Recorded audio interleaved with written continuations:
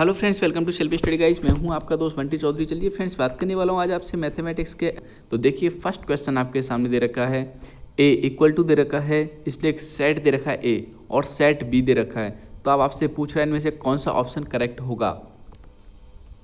तो यहाँ पर देख लीजिए, पहले तो निकालेंगे सेट ए, फिर निकालेंगे सेट बी और फिर देखेंगे बाद में कि ऑप्शन कौन सा करेक्ट हो सकता है। यहाँ पर देख सकते हैं गाइज, आपके सामने हमने क्या कर रखा है, सेट ए निकालेंगे, यहाँ से सेट बी निकालेंगे।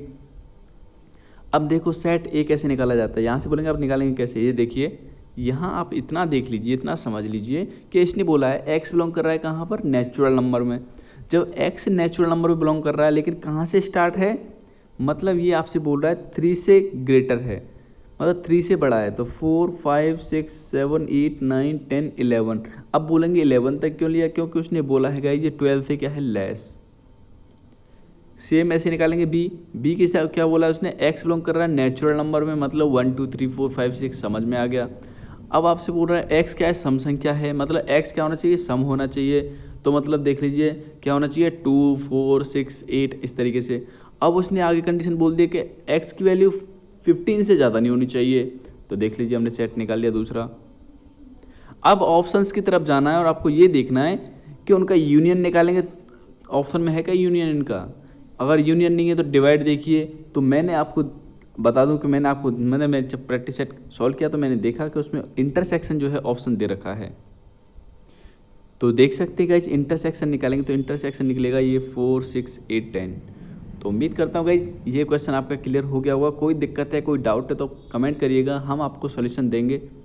नेक्स्ट क्वेश्चन में आप देखेंगे, नेक्स्ट क्वेश्चन आपके सामने दे रखा है, ये एक इक्वेशन ये, एक इक्वेशन ये। तो आपसे पूछ रहा है एक्स प्लस वाई क्या निकलेगा। तो गाइस पहले निकालेंगे यहाँ से एक्स वाई, इन दोनों इक्वेशनों से यहाँ पे वैल्यू पुट करेंगे तो आपका आंसर फाइंड होके आएगा। हम निकालेंगे कैसे, ये देखिएगा। देखिएगा ये इक्वेशन आपके सामने दे रखी है, ये इक्वेशन दे रखी है, आपसे वैल्यू पूछ रहा है इसकी। तो आपने किया क्या, यहाँ पे आपने एलसीएम वगैरह लेके आपने सॉल्व किया। तो देख सकते हैं इस तरीके से।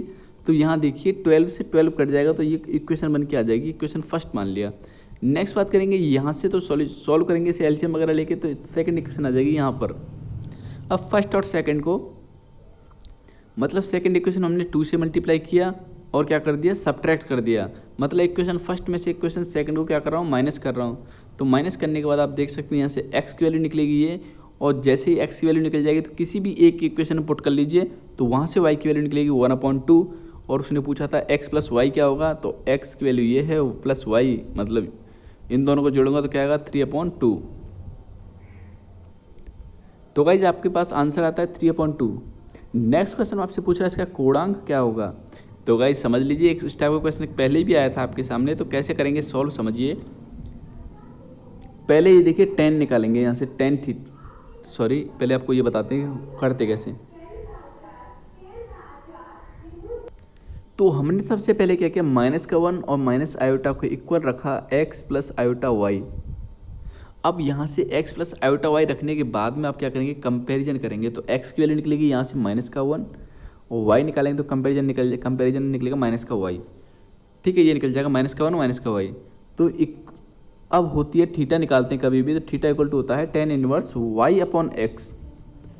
तो y की वैल्यू भी क्या है, -1 और x की वैल्यू भी क्या है, -1। तो दोनों आपस में कट जाएंगे, तो कटने के बाद क्या आएगा, 1 आएगा। तो tan इनवर्स 1 आ जाएगा, tan इनवर्स 1। और इस यहाँ से निकलेगा tan 45 निकल के आ जाएगा, मतलब π/4 निकल जाएगा।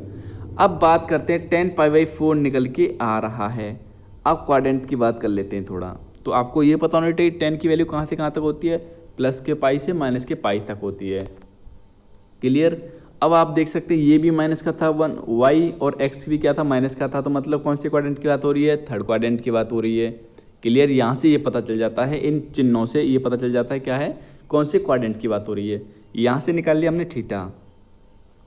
tan की वैल्यू हमेशा याद रखना -5 से +5 के बीच में है। क्लियर। अब यहाँ आपको करना क्या होगा, अगर प्लस में वैल्यू आती है, मतलब अगर ये यहाँ पर होता, मतलब एक x जो है माइनस का होता, y प्लस का होता, तो कौन सा क्वाड्रेंट होता, थर्ड क्वाड्रेंट होता, सॉरी सेकंड क्वाड्रेंट होता। अगर दोनों पॉजिटिव होते तो कौन सा होता, फर्स्ट क्वाड्रेंट होता। अगर x पॉजिटिव और y नेगेटिव होता तो कौन सा क्वाड्रेंट बनता आपका, फोर्थ क्वाड्रेंट बनता। अब क्या करेंगे, अगर गाइस बात होती है ऊपर वाले 2 क्वाड्रेंट की, तो हम चलते हैं इस तरीके से एंटी क्लॉकवाइज। लेकिन अगर बात होती है फोर्थ या फिर थर्ड क्वाड्रेंट की, तो हम चलते हैं क्लॉकवाइज इस तरीके से। तो गाइस यहाँ से चलेंगे 0, तो गाइस ये क्या चलेगा, उल्टा चलेगा, तो नेगेटिव में चलता है। जब नेगेटिव में चलता है तो क्या लेके चलेंगे, माइनस की वैल्यू लेके चलेंगे, इधर माइनस माइनस माइनस इस तरीके से। क्लियर, क्योंकि अब यहाँ जाएंगे इधर होके जाएंगे उल्टा, तो यहाँ क्या आएगा, माइनस का पाई होएगा।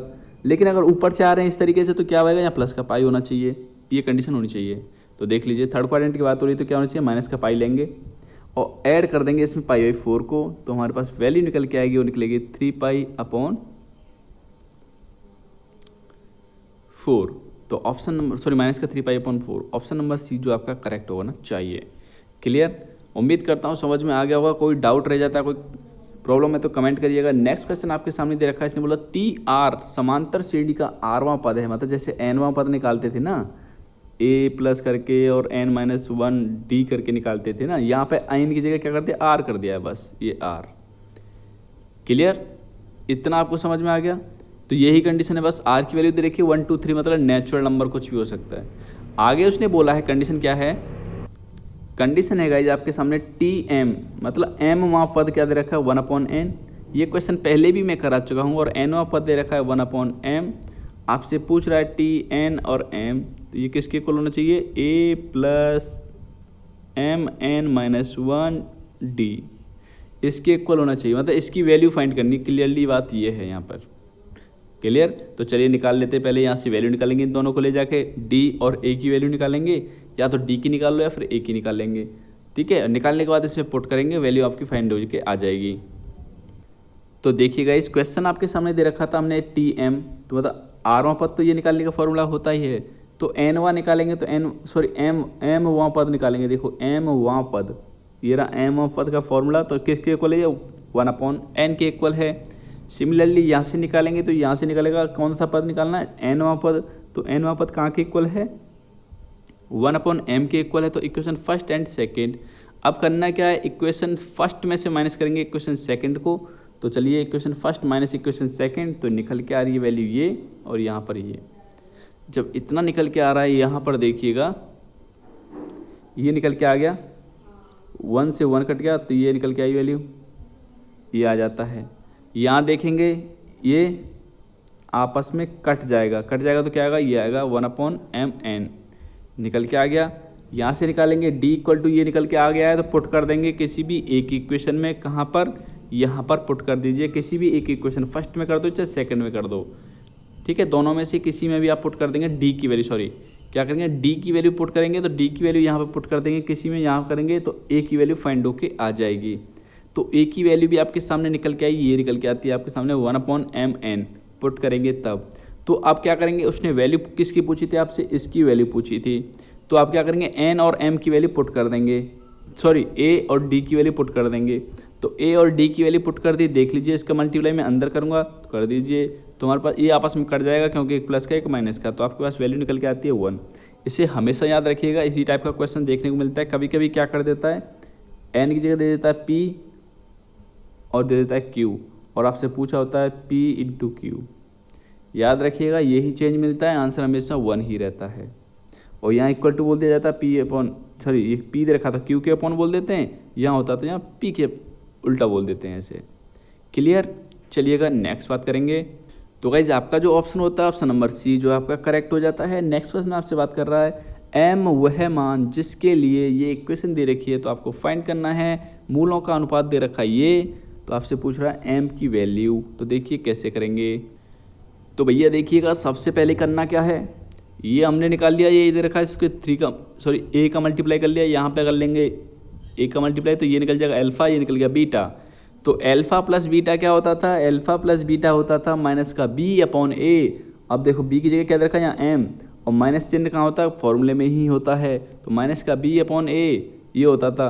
अगर यहाँ m माइनस का होता तो यहाँ माइनस का m पुट करते, तो माइनस माइनस क्या हो जाता, प्लस हो जाता है। क्लियर, याद रखिएगा। तो देखो यहाँ से निकल के आई वैल्यू, ये इक्वेशन फर्स्ट, ये क्या है b, ये a है, ये क्या है c, तो मतलब क्या होता था, माइनस का b/a होता था। और यहाँ निकालते थे प्रोडक्ट दोनों का, तो प्रोडक्ट क्या होता था, c/a होता था। तो c तो ये रहा 5, a क्या है 12, देख लीजिए। तो यहाँ वैल्यू पुट कर दिए। देखो इन दोनों का प्रोडक्ट करेंगे तो क्या निकलेगा, ये निकलेगा, और जब इन दोनों को जोड़ा हमने तो ये निकल के आ जाता है आपके सामने। अब क्या करेंगे, यहाँ से देखो 6 का यहाँ पे पहुँचाया, ये पहुँच गया। ए की वैल्यू निकालेंगे यहाँ से, तो अंडर रूट लिया तो ये निकल के आया, ए की वैल्यू ये निकल के आ जाती है। और जब ए की वैल्यू ये निकल के आ जाती है गाइस, तो आप क्या करेंगे, इक्वेशन फर्स्ट में जाके पुट कर देंगे। तो इक्वेशन फर्स्ट में पुट करेंगे ए की वैल्यू, तो ए की वैल्यू जैसे ही हमने पुट किया, देखो यहाँ क्या करेंगे, ये काटेंगे तो 2 टाइम्स कटेगा, 2 अब इससे काटेंगे तो ये अंडर रूट 2 टाइम्स कट जाएगा, ठीक है। अंडर रूट 2 और मल्टीप्लाई करेंगे अंडर रूट 5 का, तो क्या हो जाएगा, एक ही के अंदर आ जाएंगे तो क्या हो जाएगा, √10 हो जाएगा। और आगे क्या है 5, तो और इस चिन्ह की वजह से, इस माइनस के चिन्ह की वजह से माइनस आ जाएगा आगे, तो माइनस का 5√10। तो आपका जो ऑप्शन निकल के आता है गाइज, ये माइनस का 5√10 निकल के आता है। ऑप्शन नंबर फर्स्ट जो है यहाँ पे करेक्ट होना चाहिए। प्लस का दे रखा है या माइनस का होना चाहिए ये गाइज। अगर ये माइनस का नहीं है तो गाइज आपको बता दो, ये यहाँ पे चिन्ह क्या है, माइनस का होना चाहिए। यहाँ माइनस का आएगा तो लेकिन यहाँ पे प्लस का होना चाहिए। फिर अगर यहाँ प्लस का है तो यहाँ पर माइनस का होना चाहिए। क्वेश्चन में इतनी मिस्टेक तो है। चलिए अगर नेक्स्ट बात करेंगे, नेक्स्ट क्वेश्चन में आपसे बात कर रहा है, बोल रहा है कि x+2 ये क्या है, एक व्यंजक है। इन दोनों क्वाड्रेटिक इक्वेशन का क्या, ओवेनिस्ट, एक तरह से फैक्टर बोल सकते हैं, ठीक है। क्या है, फैक्टर है। इंग्लिश में आप सब अच्छी तरह से समझ पाएंगे। तो x+2 जो है गाइज, इन दोनों इक्वेशन का क्या है, कॉमन फैक्टर है। और जब ये कॉमन फैक्टर है तो आपसे पूछ रहा है a/b की वैल्यू क्या होगी। तो आप क्या करेंगे, इसे 0 के इक्वल पुट करेंगे, तो यहाँ से निकालेंगे x, तो x निकल के आ जाएगा -2। और गाइज यहाँ करेंगे पुट -2, इसके अंदर x की वैल्यू -2 पुट करेंगे और रखेंगे 0 के इक्वल। सिमिलरली यहाँ भी -2 पुट करेंगे तो रखेंगे 0 के इक्वल। तो यहाँ से इक्वेशन निकलेगी x और y की फॉर्म, सॉरी a और b की फॉर्म में, और यहाँ भी निकलेगी a और v की फॉर्म में। तो आप इक्वेशन को फाइंड कर लीजिएगा। तो यहाँ पर देख सकते हैं, मैंने आपको बोला था, यहाँ से निकाल लिया -2 पुट करेंगे फर्स्ट वाली इक्वेशन में। क्योंकि जब कॉमन फैक्टर क्या होता है, देखो सबसे पहले ये देखिए कॉमन फैक्टर होता क्या है। कॉमन फैक्टर होता क्या है, तो देखो कॉमन फैक्टर होता है जब यहाँ से 0 के इक्वल, मतलब जो 2 -2 जो है ना, -2 यहाँ पर पुट कर देना। अगर इस इक्वेशन में पुट करें तो ये किसके इक्वल हो जानी चाहिए, 0 के इक्वल होनी चाहिए, तब ही वो क्या होगा, उसका कॉमन फैक्टर होगा। मतलब एक तरह से डिवीजर। जैसे मैं बात करूं 6 में डिवाइड कर रहा हूं 2 का, तो इसका कॉमन फैक्टर है या नहीं, भैया है, क्योंकि इसे डिवाइड करूंगा तो इसका रिमाइंडर क्या आएगा, 0 आएगा। क्लियर, यहां पे क्या आएगा, इसका रिमाइंडर 0 आएगा। लेकिन अगर मैं बात करूं यहां से 3 से करूंगा तो क्या आएगा, तो भी 0 आएगा। लेकिन अगर मैं यहाँ 4 कर देता हूं तो क्या 0 आएगा। तो इसका कॉमन फैक्टर है क्या, ये नहीं है गाइस। तो कॉमन फैक्टर का मतलब मैं आपसे यही समझाना चाह रहा हूं कि कॉमन फैक्टर मतलब जो वैल्यू x की वैल्यू यहाँ पुट करें तो उसकी वैल्यू क्या कर दे, 0 के इक्वल बना दे। ये तो नियम ही कहता है। क्लियर, तो हमने क्या किया, 0 पुट किया, सॉरी x की वैल्यू -2 पुट किया पहली इक्वेशन में, तो ये निकल के आई वैल्यू। तो यहाँ से a b की फॉर्म में निकला इक्वेशन। ये ऐसे ही निकालेंगे b, मतलब सेकंड वाला, तो यहाँ से निकलेगी सेकंड इक्वेशन। इस तरीके से निकल के आ जाती है। अब इक्वेशन फर्स्ट और सेकंड दोनों आ जाती हैं, सॉरी सेकंड और थर्ड आ जाती हैं। सेकंड और थर्ड को आप किसी भी कंडीशन से सॉल्व कर सकते हैं। तो हमने क्या किया है, फर्स्ट इक्वेशन मल्टीप्लाई किया है 2 का, सॉरी इसमें सेकंड इक्वेशन पुट किया, मल्टीप्लाई किया हमने 2 का, मल्टीप्लाई करने के बाद 2 का तो माइनस कर दिया हमने 3 को, तो 3 को माइनस कर दिया, तो निकल के आया यहाँ से a की वैल्यू 4। और जब a की वैल्यू 4 आ जाती है, किसी भी एक इक्वेशन में पुट करेंगे तो b की वैल्यू यहाँ से निकल जाएगी। तो आपसे पूछ रहा था a/b क्या निकलेगा, तो a की वैल्यू भी 4 है, b की वैल्यू भी 4 है, 4 से 4 करिएगा तो 1 आया। क्लियर, तो आपका जो आंसर होगा ऑप्शन नंबर फर्स्ट आपका करेक्ट होना चाहिए। नेक्स्ट क्वेश्चन में आपके सामने दे रखा है गाइस, 12 बिंदुओं को मिलाकर कितने त्रिभुज बनाए जा सकते हैं। कंडीशन दे दी है आपके सामने, जबकि 7 बिंदु एक सरल रेखा में हैं, मतलब 1 2 3 4 5 6 7 ये दे रखे हैं आपके लिए सरल रेखा में। तो आपसे पूछ रहा है कि जब ये सरल रेखा में है तो बच्चे को कहाँ होंगे, ऊपर होंगे 1 2 3 4 और 5, ठीक है, ये हो जाते हैं।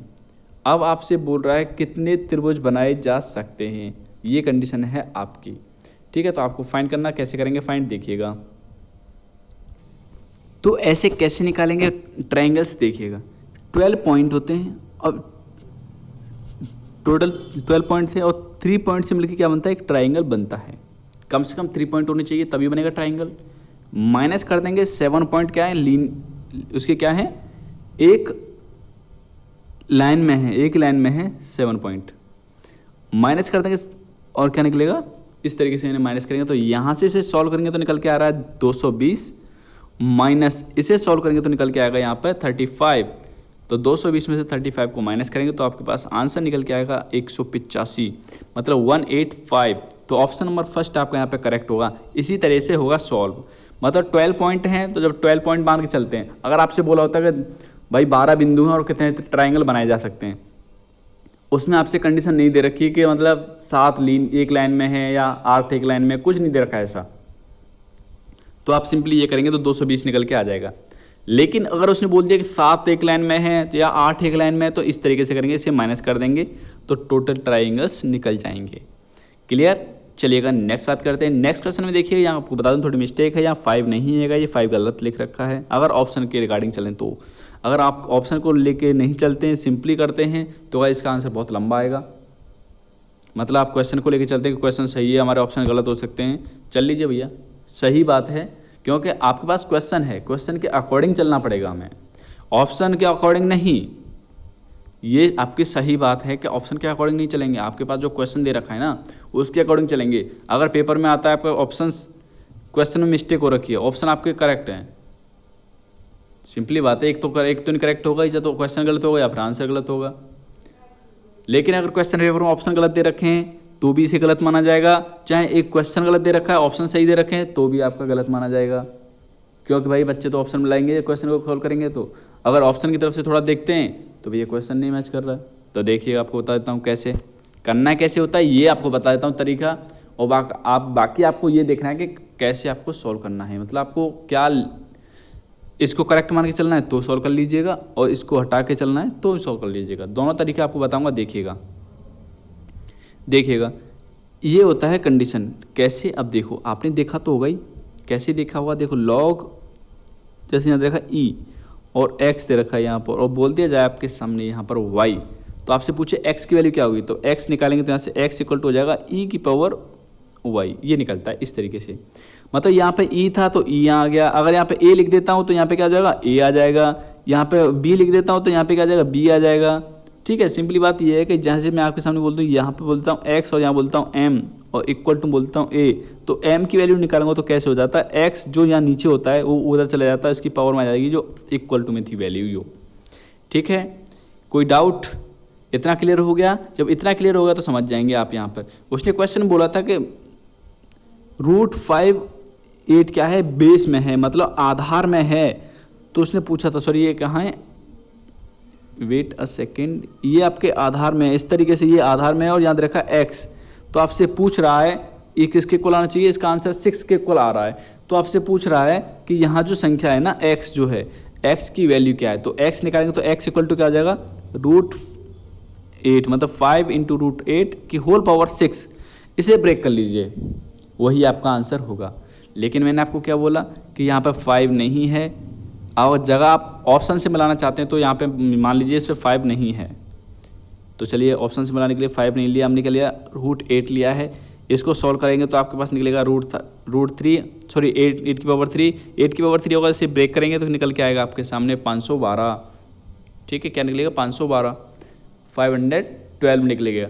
क्लियर? लेकिन अगर यहाँ पे 5 होता रूट का तो वही 5 × 5 मतलब 6 टाइम 5 का मल्टीप्लाई करना पड़ता, तो बहुत लेंथी हो जाता, तो इतना लंबा क्वेश्चन कोई भी नहीं देता।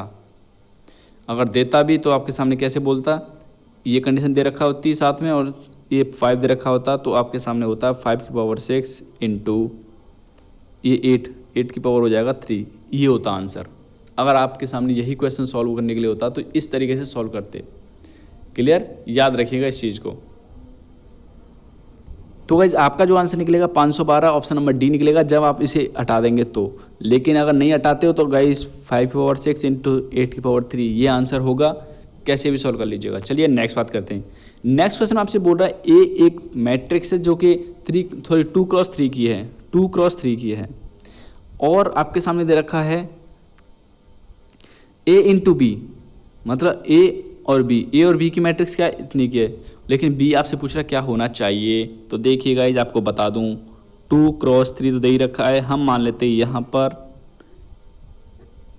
n क्रॉस m की मान लेते हैं, और इक्वल टू दे रखा है किसने 2 क्रॉस 5 ये दे रखा है, क्योंकि ये a है इंटू b है, निकल के आ रहा है ab, याद रखिए। अब जब आप ये मत इस पे मत जाइएगा गाइस यहाँ क्रॉस क्यों लगा दिया, ये लगा दिया वो लगा दिया, आपको क्वेश्चन समझना है, कैसे समझा रहा हूँ वो समझिए बस, जिससे आपको आसानी से समझ में आएगा, हर क्वेश्चन को आप कर पाएंगे। फिर आपको ये पता चल जाएगा इन दोनों का प्रोडक्ट हो सकता है, कभी नहीं हो सकता, मतलब किसी भी दो मैट्रिक्स का प्रोडक्ट होने के लिए क्या क्या कंडीशन होनी चाहिए ये आपको यहाँ से पता चल जाएगा। देखिए कैसे, सबसे पहले देखो अगर आप इन दोनों का प्रोडक्ट करना चाहते हैं तो गाइस इसका जो फर्स्ट टर्म है और इसका ये लास्ट, ये दोनों इक्वल होने चाहिए, मतलब ये 3 है तो ये भी क्या होना चाहिए 3 होना चाहिए, तभी प्रोडक्ट हो सकता है। अब आप बोलेंगे चलो भैया n तो आपने निकाल दी, लेकिन m कैसे निकलेगा, तो गाइस देखिए आपको ये बता दूं कि जब कभी भी प्रोडक्ट होता है मतलब यहाँ 3 है यहाँ भी 3 होना चाहिए, तभी प्रोडक्ट हो सकता है। और जब प्रोडक्ट होता है तो ये दोनों क्या होता है हट जाते हैं, तो बचा हुआ 2 और क्रॉस बचा हुआ m, ये आता है आंसर में। तो 2 तो यहाँ दे ही रखा है तो m क्या होगा 5। क्लियर, तो आप निकाल सकते हैं n की वैल्यू तो क्या निकाली यहाँ से 3 निकल के आ रही है, क्रॉस m की वैल्यू यहाँ से क्या निकलेगी 5, तो 3 क्रॉस 5 की वैल्यू मतलब 3 क्रॉस 5 होगा, तो जो b होगी कौन सी उसकी मैट्रिक्स होगी 3 क्रॉस 5 की। ऑप्शन नंबर फर्स्ट आपका करेक्ट होना चाहिए।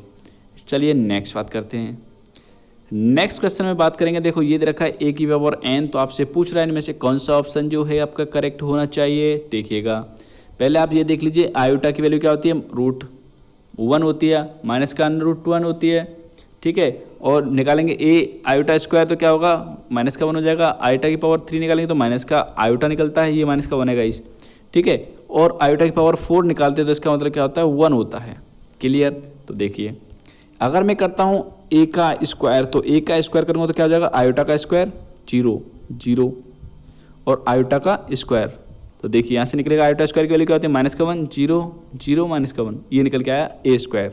सिमिलरली b की पावर q निकालेंगे, सॉरी a की पावर q निकालेंगे, तो देख लीजिए a स्क्वायर निकाला तो ये निकला, और a की पावर q निकालेंगे मतलब a की पावर 3 निकालेंगे, तो आपको मैंने बताया आपके सामने ये किसकी क्या होती है, किसके इक्वल होती है माइनस आयोटा के इक्वल होती है, तो देखो हमने निकाला तो माइनस का आयोटा 4 पुट किया तो निकल के आया ये, 5 पुट किया तो ये निकला, 6 पुट किया तो ये निकला, 7 पुट किया तो ये निकला, 8 पुट किया तो ये निकला। तो इसको आप जानते हैं क्या बोलते हैं, इसे आई बोलते हैं, बोलते तो हालांकि इसे भी आई हैं, लेकिन ऑप्शन से देखिएगा ऑप्शन में क्या बोला है, ऑप्शन में आपसे सामने बोला है कि अगर 4 पुट कर रहे हैं तो देखो मतलब n की पावर 4 पुट कर रहा हूँ, n की वैल्यू 4 पुट करता हूँ तो 4 देखो यहाँ 4 पुट कर रहा था, क्या निकल के आ रहा था 1 0 0 1, ये निकल के आएगा। a की वैल्यू जब a की पावर यहाँ 4 पुट करूँगा तो ये निकलेगा, और ये किसके इक्वल होगा i के इक्वल, लेकिन इसने क्या बोल रखा ये यहाँ पे किसके इक्वल आना चाहिए a के इक्वल, इसलिए क्या होगा ये इनकरेक्ट हो जाएगा। क्लियर, इतना समझ आ गया आपको, जब इतना समझ में आ गया तो नेक्स्ट देखिएगा। अब देखो उसने बोला है n की वैल्यू 6 ले रहे हैं हम, तो चलो भैया 6 लेके देख लो, a की पावर 6 कर देता हूँ, तो देखो आयोटा की पावर 6 करेंगे तो इसका मतलब क्या होता है, देखो आयोटा की पावर 4 इंटू क्या कर सकता हूँ इसे आयोटा की पावर 2, और आयोटा की पावर 4 होता है, इसकी वैल्यू क्या होती है 1 होती है, और आयोटा स्क्वायर की वैल्यू क्या हो जाती है माइनस का 1 होती है, तो मल्टीप्लाई करूँगा इन दोनों का तो क्या निकलेगा माइनस के 1 के इक्वल निकलेगा, तो यहाँ से क्या निकलेगा माइनस का 1 0 0 माइनस का 1, ये निकल के आ जाएगी मैट्रिक्स। अब देखो ये किसके इक्वल आनी चाहिए, उसने बोला है कि माइनस ये क्या है ये किसके इक्वल है माइनस आई के इक्वल है, लेकिन इसने क्या बोला माइनस ए के इक्वल आएगा, मतलब ये भी ऑप्शन क्या होगा इनकरेक्ट होगा, तो ये भी इनकरेक्ट ये भी इनकरेक्ट। अब 5 पुट कर रहा हूं तो 5 पुट करेंगे तो क्या निकलेगा आयोटा की पावर 5, इसको लिख सकता हूं आयोटा की पावर 4 इंटू आयोटा, तो आयोटा की पावर 4 का मतलब क्या होता है 1 होता है, और जो 1 का मल्टीप्लाई करूंगा आयोटा से क्या निकलेगा 1 सॉरी आयोटा निकलेगा, तो देख लीजिए इसकी निकलेगी आयोटा 0 0 आयोटा। अब ये किसके इक्वल है, ये आ तो रही है ए के इक्वल, लेकिन इसने बोला क्या ये माइनस के आई के इक्वल आनी चाहिए थी, मतलब ये भी ऑप्शन आपका इनकरेक्ट है, तीनों गलत। अब बता हुआ चौथा, एक तो आप आंख बंद करके लगा सकते हैं करेक्ट होगा, लेकिन यहाँ बता दो ये आई दे रखा है, मतलब n = 8 पर क्या है ये आई के इक्वल है, ये दे रखा है आई है। यहाँ गाइस आपके सामने क्वेश्चन मैंने तो ये प्रैक्टिस सेट आपके सामने सेट किया है, तो मुझे पता है यहाँ पे क्या है आई है, क्या है आई, ठीक है। अब देखो 8 पुट करता हूँ, कर लीजिए, आयोटा की पावर 8 पुट करूंगा तो किसके इक्वल आएगा, इसे मैं लिख सकता हूँ आयोटा की पावर 4 इंटू आयोटा की पावर 4। इसका मतलब क्या होता है, इसकी वैल्यू 1 इंटू इसकी वैल्यू 1, 1 इंटू 1 क्या होता है 1। तो आयोटा की पावर 4 कर 8 करेंगे तो क्या आएगा 1 0 0 1। अब ये किसके इक्वल है, आई के इक्वल। और ऑप्शन में क्या दे रखा है, एन इक्वल टू 8 पुट करने पर क्या आ रहा है, आई आता है। तो आई के इक्वल आया नहीं आया, तो आपका ऑप्शन नंबर 4 आपका करेक्ट होगा। तो इसलिए मैंने आपके सामने सभी को एक्सप्रेस करके दिखाया है। नेक्स्ट क्वेश्चन में आपसे बात कर रहा है, अभी टाइम है तो देखिए नेक्स्ट क्वेश्चन आपसे बात कर रहा है, ये समीकरण दे रखी है तो आपसे पूछ रहा है इनमें से कौन सा ऑप्शन करेक्ट होगा। तो गाइज आपको बता दूं, देखो a1 a2 equal to b1 upon b2 equal to c1 c2। तो गाइज अगर ऐसी कंडीशन आती है, मतलब तीनों बराबर में होते हैं, मतलब तीनों बराबर में होते हैं, तीनों रेशियो क्या होते हैं, बराबर होते हैं, तो इसका मतलब क्या होता है, इसका मतलब हो जाता है, फर्स्ट मतलब क्या होता है, देखिए जब बराबर होते हैं तो इसका मतलब क्या होता है, इसका मतलब होता है इसके क्या होंगे, इसके अनंत हल होंगे। क्या होंगे, अनंत हल होंगे, मतलब गिन नहीं सकते इतने हल होंगे, अनंत हल होंगे। अब आप बोलेंगे अनंत कैसे बोल दिया भैया, देखो इसका मतलब क्या है, सभी बराबर हैं। इसने क्या बोला, x a1 a2 b1 b2 c1 c2 ये सभी क्या इक्वल है, मतलब a1 a2 का रेशियो b1 b2 का रेशियो c1 c2 का रेशियो सबका इक्वल है। तो गाइस इसका मतलब होता है कि एक लाइन जो जा रही है ना, जैसे ये लाइन है तो दूसरी लाइन भी क्या है, दूसरी लाइन इसके ही ऊपर जा रही है, मतलब इसके ही ऊपर चल रही है वो।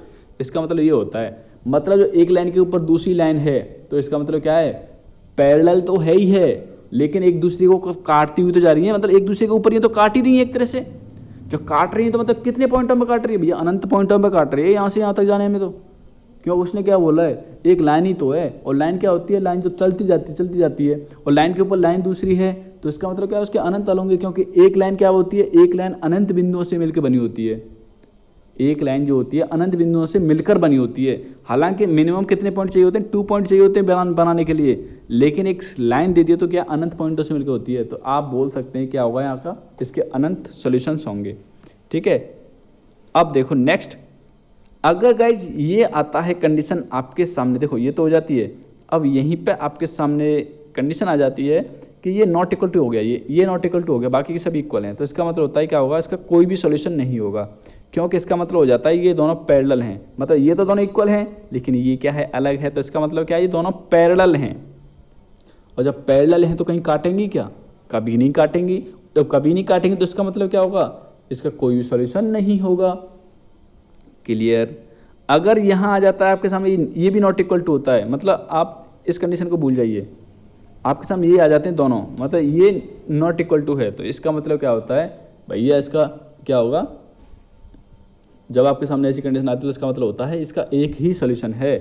तो देख लीजिए कौन सी कंडीशन बन रही है, ये a होगा, ये a2 होगा, तो a1 क्या है 2 और a2 क्या है 10 इक्वल टू 3 और b2 क्या है यहाँ से 15 इक्वल टू 5/50। तो देखो सॉल्व कर रहा हूँ तो यहाँ से 2 से 1/5 इक्वल टू, ये काट के देखा तो क्या है 1/5 इक्वल टू, इससे काटा तो क्या है 1/10 आया ये, तो मतलब ये नॉट इक्वल टू हो जाता है। और ये नॉट इक्वल टू हो गया, आप समझ सकते हैं फर्स्ट वाले दोनों इक्वल हैं तो इसका मतलब क्या होगा, पैरेलल होंगी, और पैरेलल होंगी तो इसका मतलब होता है इसका कितने सॉल्यूशन होंगे, इसका कोई भी सॉल्यूशन नहीं होगा, इसका कोई सॉल्यूशन नहीं होगा। तो बोल सकते हैं असंगत हल बोल सकते हैं।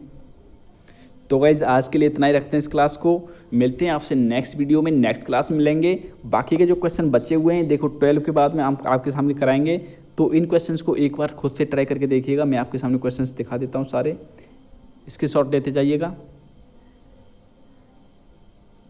इन सारे क्वेश्चंस को हम कराएंगे आपके सामने नेक्स्ट क्लास में, तो सभी के स्क्रीनशॉट ले लीजिएगा। तो चलिए फ्रेंड्स, मिलते हैं आपसे नेक्स्ट वीडियो में, मिलते हैं आपसे विदा। तो thank you friends, hope so आपको वीडियो पसंद आई होगी। अगर आपको वीडियो पसंद आई तो लाइक कर दीजिएगा, साथ ही अपने फ्रेंड्स के लिए शेयर करके जाइएगा।